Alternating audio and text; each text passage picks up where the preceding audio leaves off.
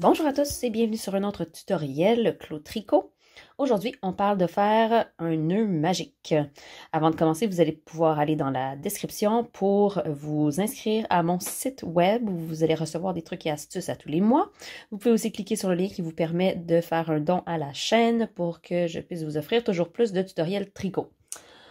Donc, c'est quoi un nœud magique? Un nœud magique, c'est un nœud qui relie des balles ensemble et qui ne laisse pas de fil paraître.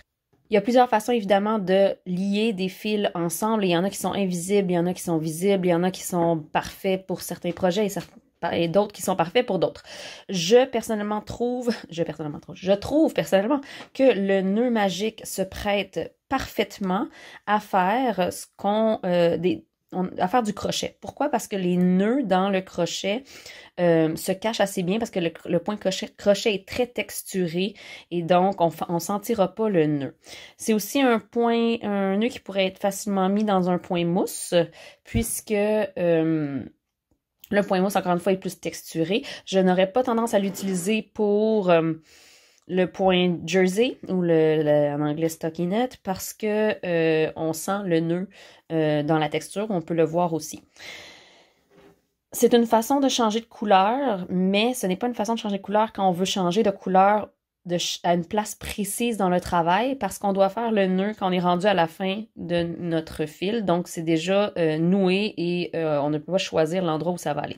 Donc, qu'est-ce qu'on fait? Moi, je l'utilise pour faire des balles. On appelle ça magic ball, donc des balles magiques où j'enroule tous mes petits restants comme ça d'une même grosseur ensemble. Puis, je les utilise pour mes projets de crochet de leftover, de restants.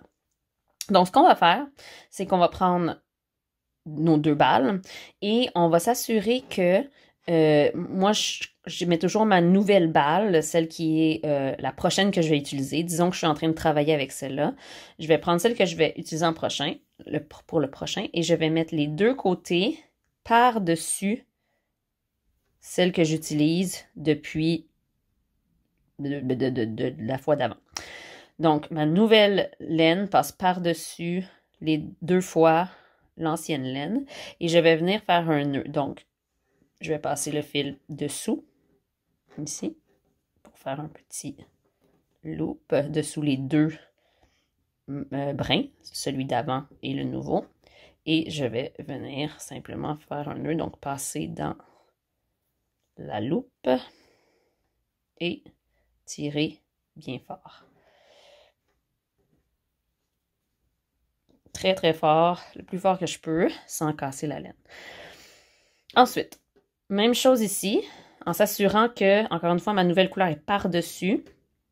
Je vais prendre le fil, je vais passer par-dessus les deux autres, ici, comme ceci, et je vais rentrer à l'intérieur de ma petite loupe ici, comme ça.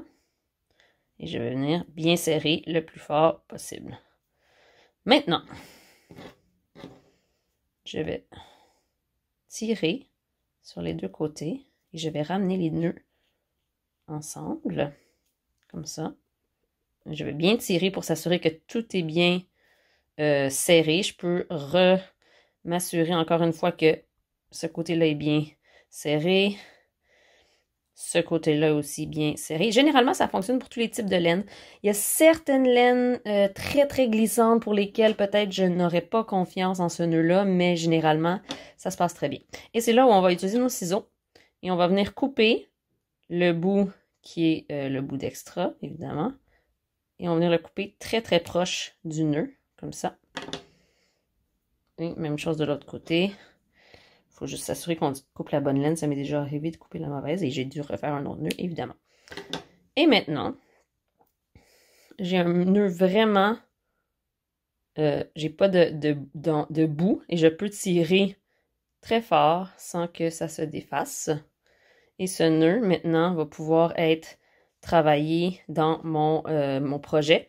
Tout ce que j'ai à faire maintenant, si je veux avoir une balle magique et n'avoir pas à me soucier de changer de couleur quand je fais, mettons, une couverture ou un projet de restant. J'ai juste à tout tourner ça en une balle.